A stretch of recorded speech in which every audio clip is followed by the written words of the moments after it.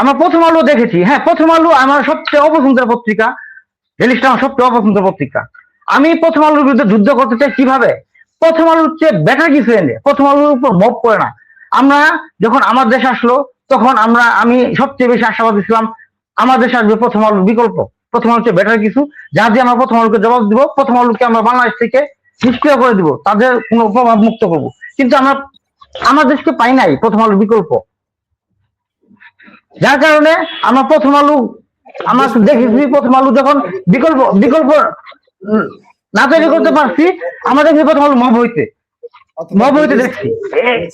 জামাত শিবিরের কেউ করেছে বলে আপনি স্পেসিফিক এরকম কোন ভাই Rajshahi university, Jahangirnagar university, Rajshahi university থেকে জগন্নাথ ইউনিভার্সিটি সরাসরি শিবির নেতাদের বক্তব্য আসছে প্রথম আলো ধ্বংস করে আগুন জ্বালিয়ে দেওয়ার কথা। বক্তব্য প্রথম আলোর বিরুদ্ধে বক্তব্য তো আপনিও দিচ্ছেন, আমিও দিচ্ছি। না ভাই প্রথম আলোর বিরুদ্ধে বক্তব্য দেওয়া এবং জ্বালিয়ে দেওয়ার ঘোষণা দেওয়া কিন্তু এক না ভাই। আমি প্রথম আলোকে বক্তব্য দিচ্ছি, প্রথম আলোর বিরুদ্ধে কথা বলছে আদর্শিক ভাবে, আমি আদর্শিক তাকে মোকাবেলা করতে চাই, মব করে না। ওইখানে মবের কথা বলা হয়েছে, জ্বালিয়ে দেওয়া পুড়িয়ে দেওয়ার কথা হয়েছে, তারপরে আগুন লাগছে। আপনাদের দুজনের কথাই শুনলাম। এইবার একটু আমি ভিন্ন প্রসঙ্গে যেতে চাই।